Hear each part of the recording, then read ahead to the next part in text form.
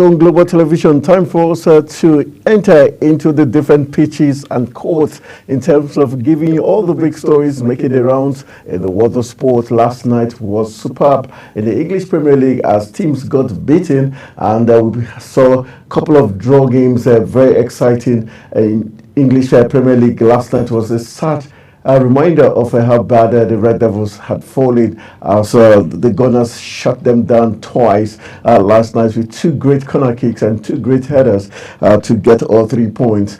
All right, that's how I make you welcome to today's edition of the program Talk Sport on Global Television. My name is Anthony Momo, the King of Sport, with all the big stories, and I'm in full flight with all the gist you need to know. Let's begin from the home front, and we're beginning from female football, where the Confederation of African Football, CAF, has unveiled the top 5 nominees in each of the women's categories at the upcoming 2024 CAF Awards, with Nigerian football stars making a strong showing in various categories. Let's just begin in the goalkeeping department, where Chiamaka Nnadozie, the talented Nigerian goalkeeper, has been nominated for 2 prestigious awards, the CAF Women's Player of the Year and the CAF Women's Goalkeeper of the Year. Nnadozie, who plays for Paris FC, will face stiff competition from other top African players, including Tibita and Temwa Chawinga from Malawi,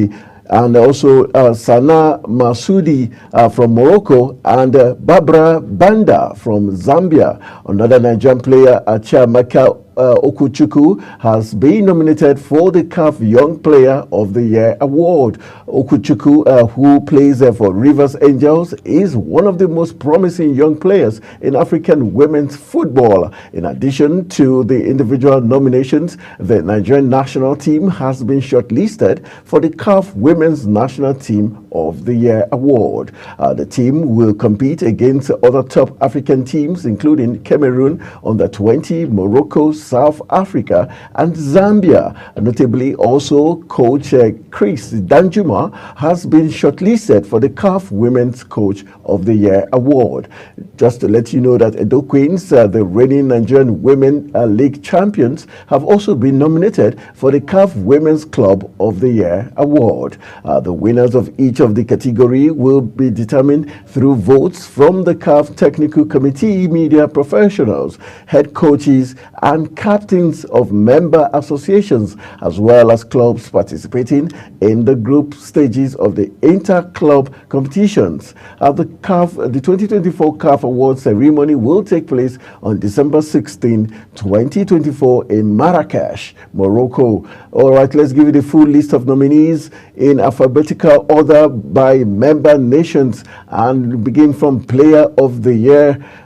Talking about women, Player of the Year, we've got the list there. We've got Tibita Chawinga of Malawi and Olympic Lyon. We've got Temwa Chawinga of Malawi and Kansas City. And we've got Sana Misodi of Morocco and ASFR, and Chiamaka Nnadozie of Nigeria and Paris FC. We've got Barbara Banda of Zambia and Orlando Pirates as the 5th. Those are the 5 nominees for Player of the Year. Let's go to the Goalkeeper of the Year award for women. We've got Fideline Ngo of DR Congo and TP Mazembe. We've got Habiba Sabri of Egypt and FC Massa. We've got Khadija Rimchi of Morocco and AS4. We've got Chiamaka Nnadozie of Nigeria and Paris FC. And the 5th player is Adili Lamini of South Africa and Mamelodi Sundowns. And for the Inter-Club Player of the Year for women, we've got Marvel Nanguji of DR Congo and TP Mazembe. We've got Lacho Flora Mata of DR Congo and TP Mazembe. And the 3rd player for that award is Doha El Madani of Morocco and AS4, and Khadija Al Rimchi of Morocco and ASFR, making up the 4th player. And the 5th player is Sana Masudi of Morocco and ASFR. For the Young Player of the Year award for women, we've got Habiba Sabri of Egypt and FC Massa. And the second player we have there is Doha El Madani of Morocco and AS FAR. The third player contesting for that award is Lina Mukhtar Jamai of Morocco and Paris Saint-Germain. And the fourth player there is Chiamaka Okuchukwu of Nigeria and Rivers Angels. Then we've got Nabisian Magia of South Africa and Mamelodi Sundowns. All right, moving to the next category. We're talking about the category for Coach of the Year for the women. We've got Lamia Boumedi of TP Mazembe, Ahmed Ramadan of FC Massa, and the third coach is Mohammed Amini Alua of ASFR. Then we've got Chris Danjuma of Nigeria's under-20 team, and we've got the Nasoke Mbuli of University of West Cape, talking about South Africa there. And for the national team of the year for women, we've got 5 countries contesting for that award. We've got Cameroon under-20 team, we've got the Moroccan team, the Nigerian national team, the South African team, the Zambian national team. All 5 countries contesting for the National Team of the Year award. And moving on to other awards up for grabs. Aside the Zambia, we've got a Club of the Year for women. The Club of the Year, those contesting is TP Mazembe of DR Congo, FC Massa of Egypt, AS FAR of Morocco, Edo Queens of Nigeria, Mamelodi Sundowns of South Africa. So one of these teams will surely win the Club of the Year award. All right, that's for the women football. The CAF Awards are coming up on the 16th of December 2024, and Nigeria has 2 players gone in for awards. We've got the Young Player of the Award. Okuchukwu is there, gunning for the Young Player of the Year award. Then we've got the national team, the Falcons, also gunning for the national team of the year. And for the goalkeeper of the year, we've got Chiamaka Nnadozie, who is also gunning for that award. Chiamaka Nnadozie gunning for the goalkeeper of the year, and she's also gunning for the player of the year for women. Nnadozie, Chiamaka Nnadozie gunning for 2 separate awards. We hope she'll be able to cut home the 2 awards so that Nigeria could, go home with as possible as 3 or 4. Because if she wins 2 of the awards, and you've got Okuchukwu winning the Young Player of the Year award, and you've got Nigerian team winning the National Team of the Year award, so that makes it 4. Then if we win the Club of the Year award by Edo Queens, it makes it 5 trophies in a row for us to win at the CAF 2024 Women's Awards. So we're wishing our darling team the very best. We hope that Chiamaka Nnadozie would scoop the Goalkeeper of the Year award. She's been brilliant throughout the tournament she has participated. She's one of Africa's finest female goalkeepers, and also she's gone in for the Player of the Year award, and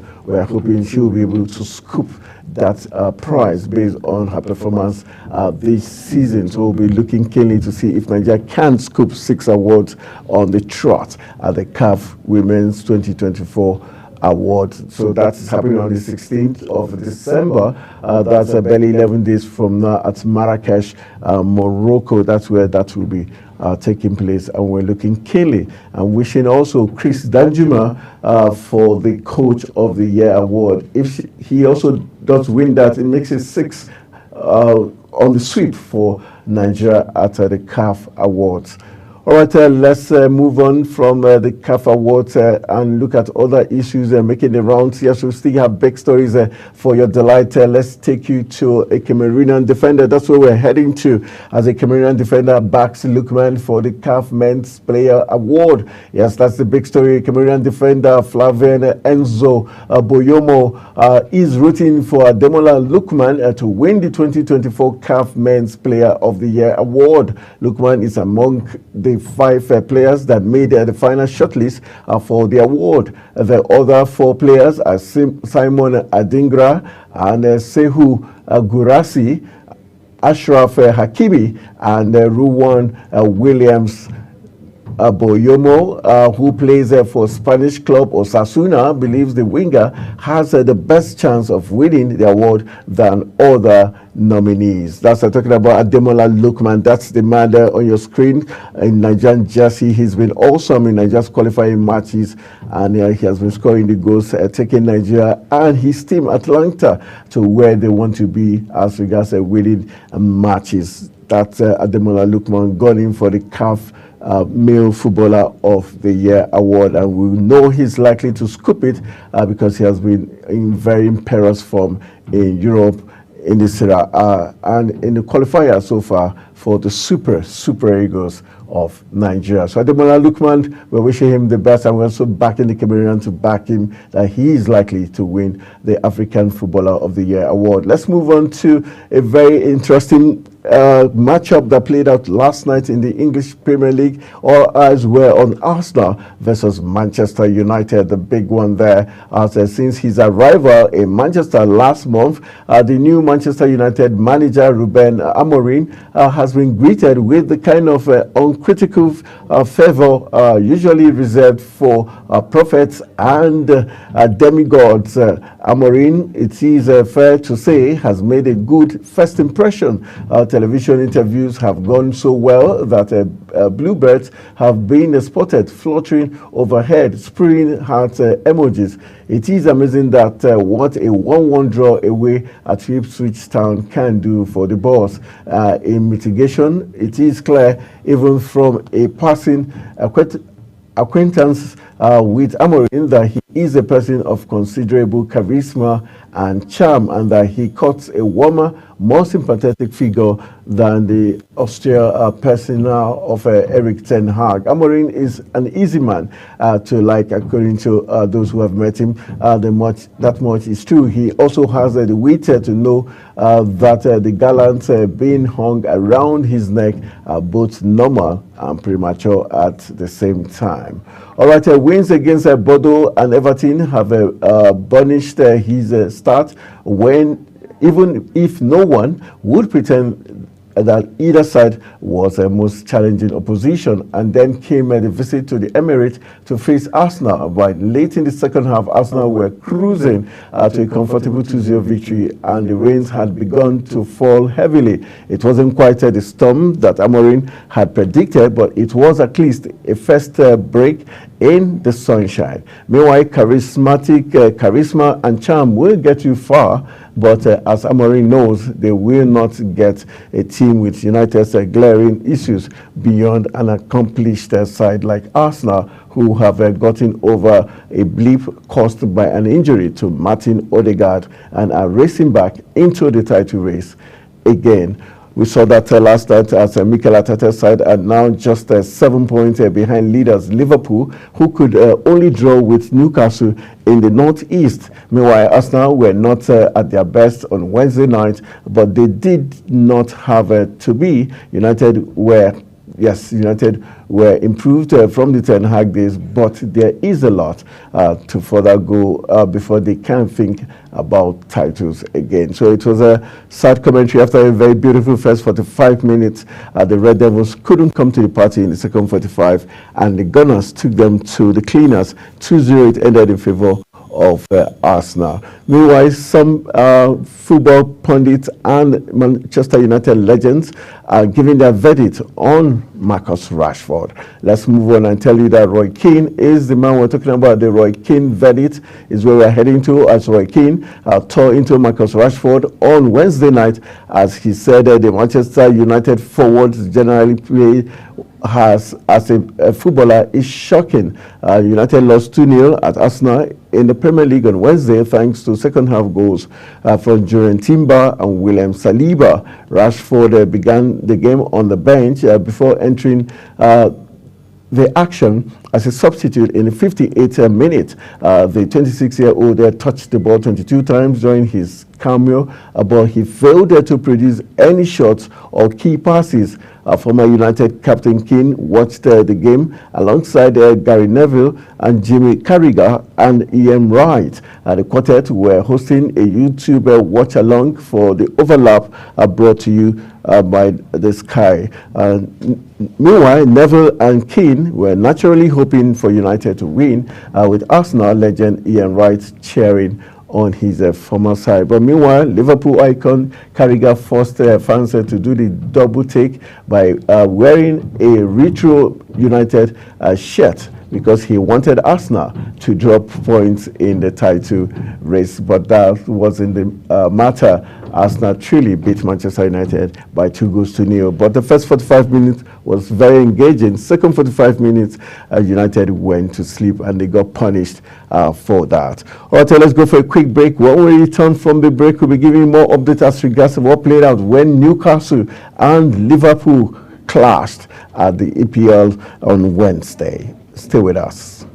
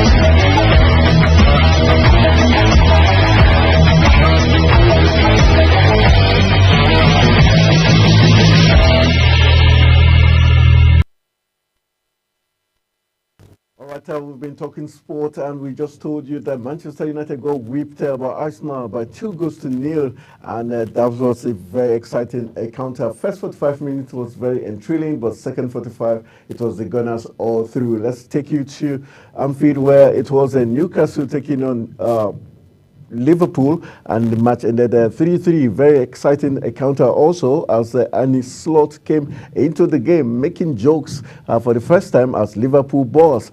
He did not know whether to laugh or to cry come to at the end of the match. This was a throwback to the mid-90s where the ding-dongs between these two clubs did occur more often. It was not quite a 4-3 this time, but there was all the drama, intrigue, and spirit of those battles of the past. Liverpool had come from behind to lead 3-2, entering the 90th minute, thanks to the genius of Mo Salah, yes, the pharaoh from Egypt. But when those at the other end of the pitch switched off, not for the first time, Fabian Schär stole into slider and equalizer that was very much deserved for Eddie Howe's men. In fact, neither side deserved to lose that match last night, because it was a battle with Chelsea, Arsenal, and Manchester City all winning.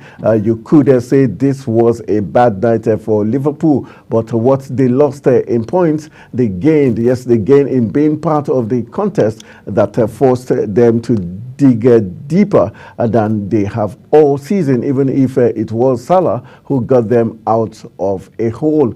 Meanwhile, make no mistake, Newcastle buried the visitors in the first half. If only they had done the same with their chances in the second half. St. James's Park always rallies for nights like this, with its team in the need for support and inspiration. The circle the black and white wagons, and 11 becomes 12, and so it was that those wagons slowed the locomotive that is Liverpool. Meanwhile, the Premier League leaders in search of an 8th straight win in all competitions couldn't just get that result. A very titanic battle between Liverpool and Newcastle last night. It tells you this is why the English Premier League is the most exciting league in the world. You cannot just predict the outcome of matches, especially when two traditional old teams lock horns, talking about Liverpool and Newcastle of old. It was a titanic battle last night. 3-3 was a very fair result for both parties, both the coaches, the players, because they did give their all to ensure they got the maximum 3 points. All right, let's leave Liverpool and Newcastle's battle and go to the blue side of Manchester, where it was Manchester City taking on Nottingham Forest. Yes, the big story there says the champions of England won a football match on Wednesday night, all fairly routine, nothing to see here. A normality broke out almost as if the last 5 weeks hadn't existed, yet they did exist in every thought, in every Pep Guardiola's moan of anguish and frustration. Manchester City lived every one of those defeats in beating Nottingham Forest. The trick now is to follow this up at Crystal Palace on Saturday. It will be disingenuous to start that City suddenly ready to launch a firm opposition to Liverpool, because this is only one win in one night. Meanwhile, Guardiola will know there were patterns of their dismal 7-match winless run evident against the Forest, who could have jumped above them with victory. But the City manager will also leave encouraged by the witnessing a little extra pep, even more so that Kevin De Bruyne is back, starting and powering City on after more than 2 months of pelvic injury problems. So it tells you how key and important De Bruyne is, talking about Kevin De Bruyne, getting him back and getting the midfield of Man City running again. All right, from Man City, let's go to the Blues. Yes, Stamford Bridge went visiting, and it was a 5-1 thumping on behalf of Chelsea. Yes, the big story there says that when your captain is red carded for hair pulling, as Southampton's Jack Stevens was for yanking on Marc Cucurella's locks, Southampton beat themselves from that dismal to the clumsy ways in which the Premier League bottom dwellers carried on conceding to Chelsea. And for example, we had Christopher Nkunku's goal, which came after Noni Madueke stole possession following Joe Lumine's pass. Lumley is the centre fourth choice goalkeeper, with Aaron Ramsdale and Gavin Bazunu both injured, and Alex McCarthy still overcoming a knee knock, but he was told to do his best impression of someone can play out of the back. And suffice to say that it was a mistake, as Madueke won the ball, set up Nkunku, and Chelsea secured a lead they would never lose. All right, so that's what played out for Chelsea there. Chelsea being able to get one over their opponents there with so much style. All right, let's move on and take you to the Spanish city, where we got some other big stories making the rounds. The Spanish media have begun to heap the responsibility of Real Madrid's terrible run of form at Carlo Ancelotti's door, after the Los Blancos lost yet another game in the dreadful season. The Italian boss took over at the Bernabeu in 2021 and has led them to 2 La Liga titles, a Copa del Rey, and 2 Champions League trophies, including one in May.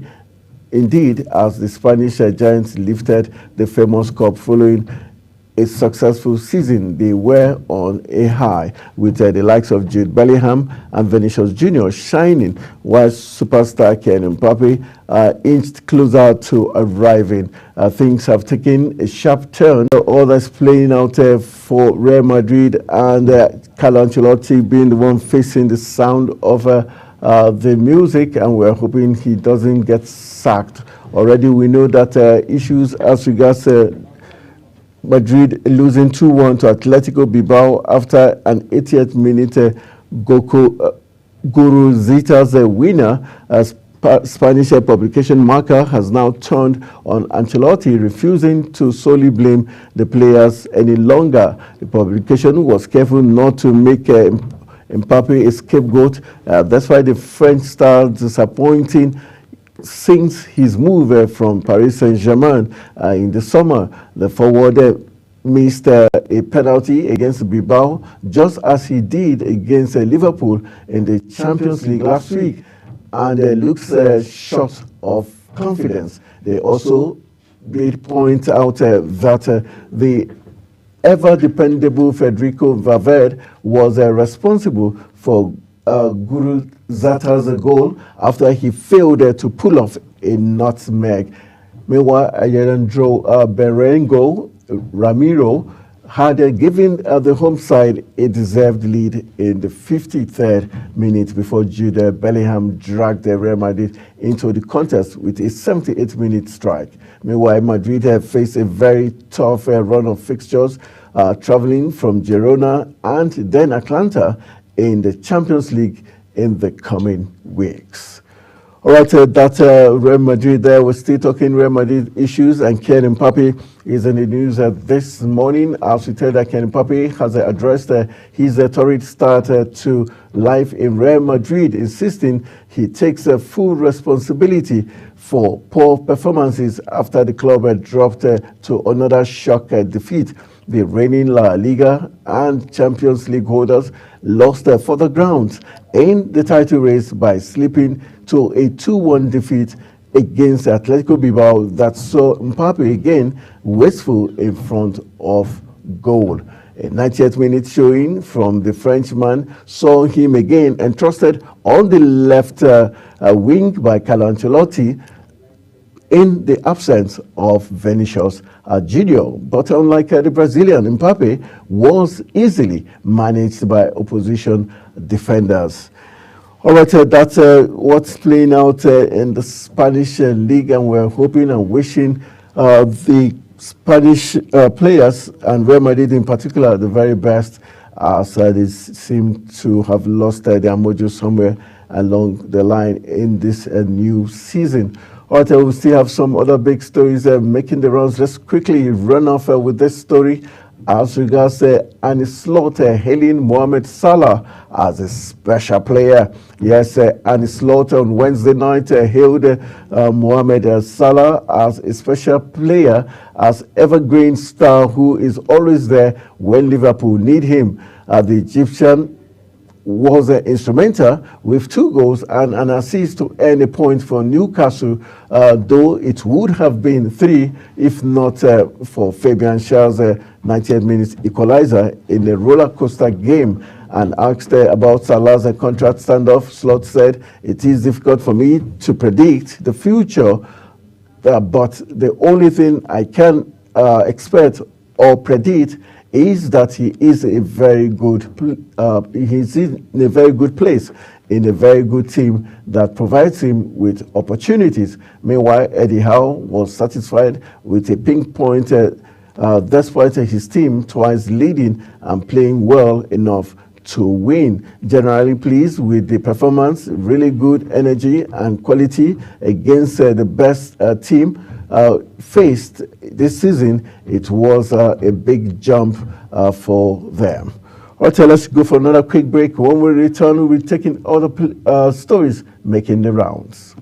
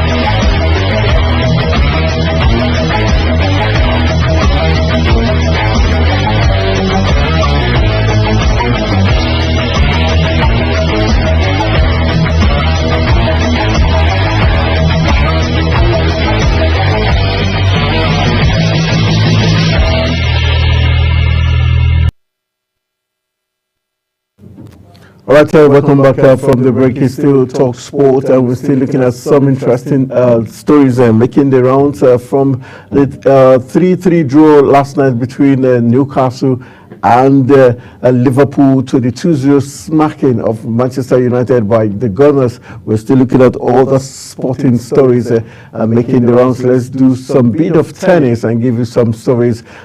The big story here talks about Novak Djokovic will begin his 2025 season at the Brisbane International, but new coach Andy Murray is not planning to join him. The link-up of the long-time rivals is one of the biggest stories of the tennis year, with Murray due to help Djokovic during the pre-season training and at the Australian Open. Djokovic, who failed to win a Grand Slam title this season for the first time since 2017, has committed to arriving in Australia early to prepare for this year's first major tournament beginning on January 12th. He will take part in the Brisbane International, which gets underway on December 29th for the first time since 2009.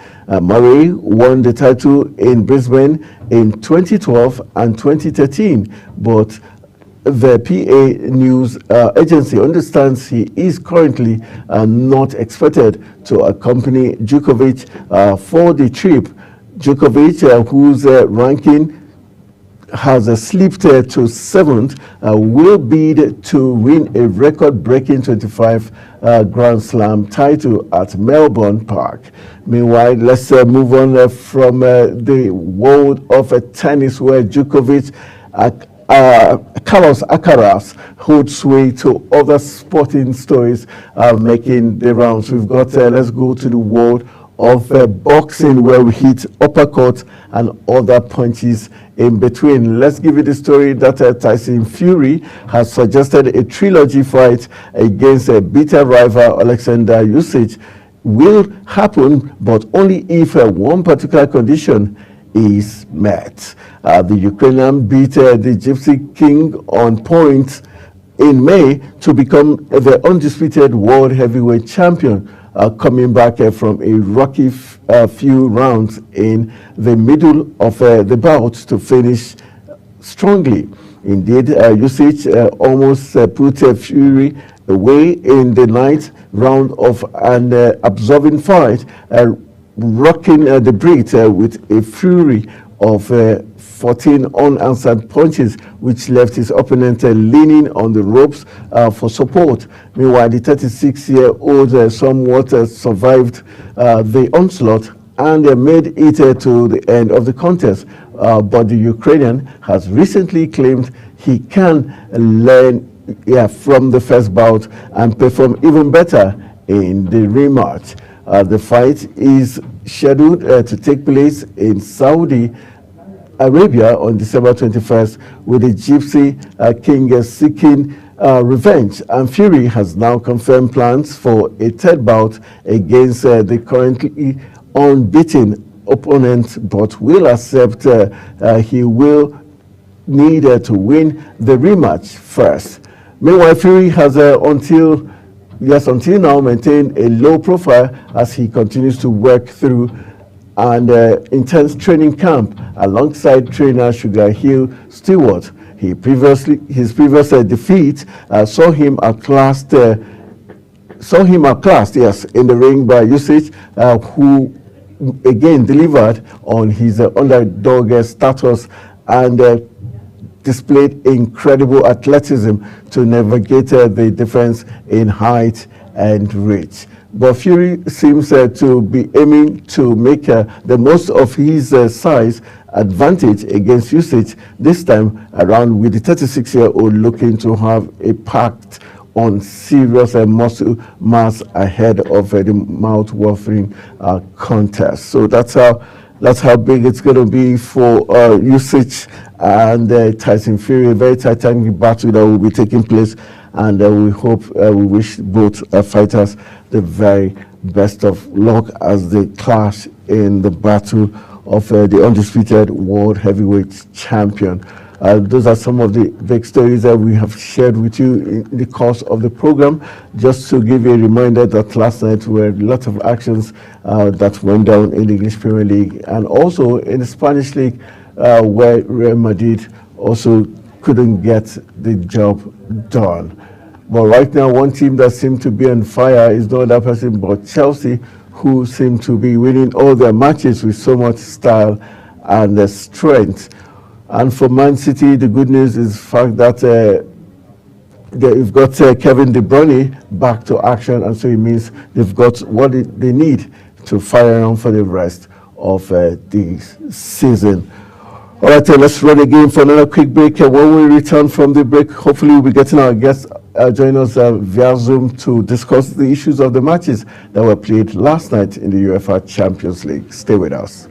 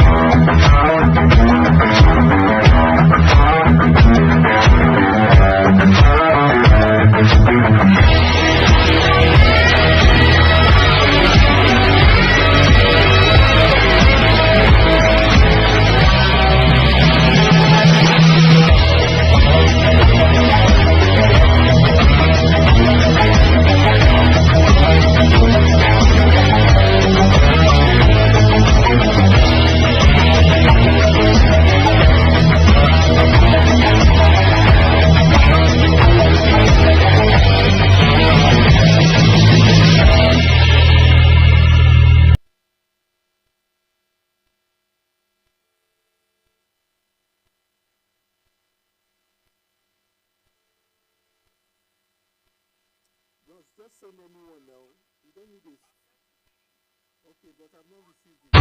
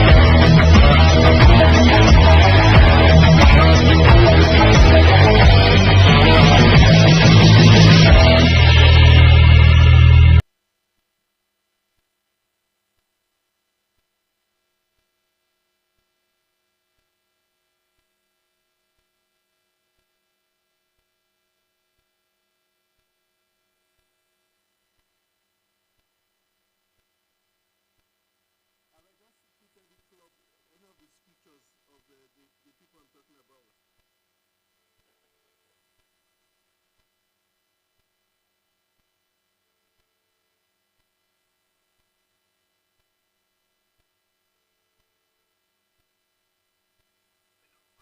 Okay, let's just start. I can't find it.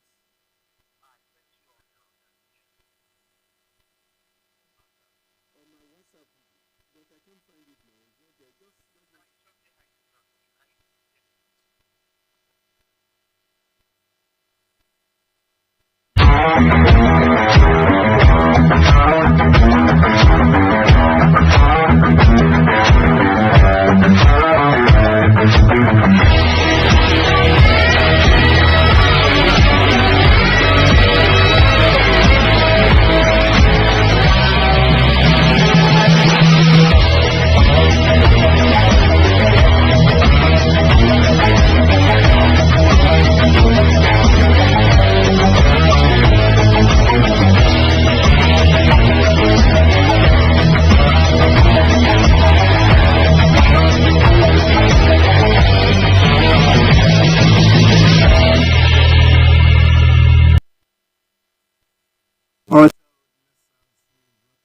the program of just reminder of the CAF Women's Year Award that's up for nominations. The full list of nominees for the Player of the Year Award for women. We've got the Tabitha Chawinga of Malawi and Lyon of France as one of the players. We've got Tamwa Chawinga of Malawi, also of Kansas City in the US. Then we've got Sana Sudi of Morocco, and AS FAR, and Chiamaka Nnadozie of Nigeria, and Paris FC.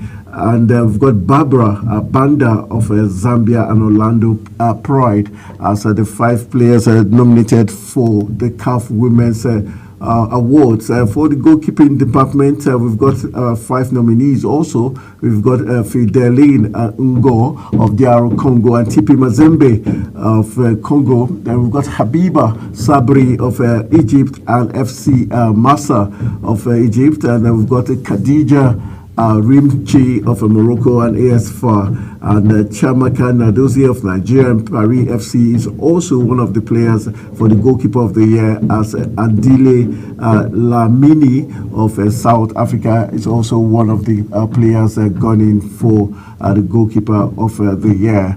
And looking at the Interclub Player of the Year, we've got Marville Nanguji of DR Congo and Tipi Mazembe, and we've got Lacho Flora of DR Congo and Tipi Mazembe also nominated. Doha El Madani of Morocco and AS FAR is also nominated for the award. Not forgetting Sana Sudi of Morocco, also nominated for the Interclub Player of the Year. For the Young Player of the Year, we've got Habiba Sabri nominated from Egypt, and FC Massa, and Doha Al-Mandini of Morocco and AS FAR nominated, and we've got Lina Mokhtar Jamai of Morocco and Paris Saint-Germain nominated for the Young Player of the Year award. And not forgetting Chiamaka Okuchukwu of Nigeria and Rivers Angels as one of the players nominated for the Young Player of the award. And we've got Inter Binsing Magia of South Africa also nominated. And for the Coach of the Year awards, we've got Lamia Boumedi of TP Mazembe, Ahmed Ramadan of FC Massa, and we've got Mohamed Amini of AS FAR, and Chris Danjuma of Nigeria's Under-20 team also nominated for the award. Mboli is also nominated. So these are one of the coaches. One of these coaches will become the Coach of the Year. And for the National Team of the Year, we've got Cameroon's Under-20 team contesting, Morocco national team, and the Atlas Ladies of Morocco. We've got the Super Falcons of Nigeria. We've got the Bayana of South Africa in the mix, and also the Zambian women national team, all contesting for the National Team of the Year. Then for the Club of the Year, we've got TP Mazembe in the asking. We've got FC Massa of Egypt, AS FAR of Morocco, and Edo Queens of Nigeria. These are the teams for the Clubs of the Year award. So we are hoping one of the Nigerian teams will be able to win that award. That's how we're going to call it a wrap on today's edition of the program Talk Sport on Global Television. My name is Anthony Momo, the King of Sports, saying thank you for being part of the show. Let's do this again tomorrow. We'll be giving you fixtures of the English Premier League, the MPFL, the La Liga, and the Serie A for the coming weekend. Stay with us.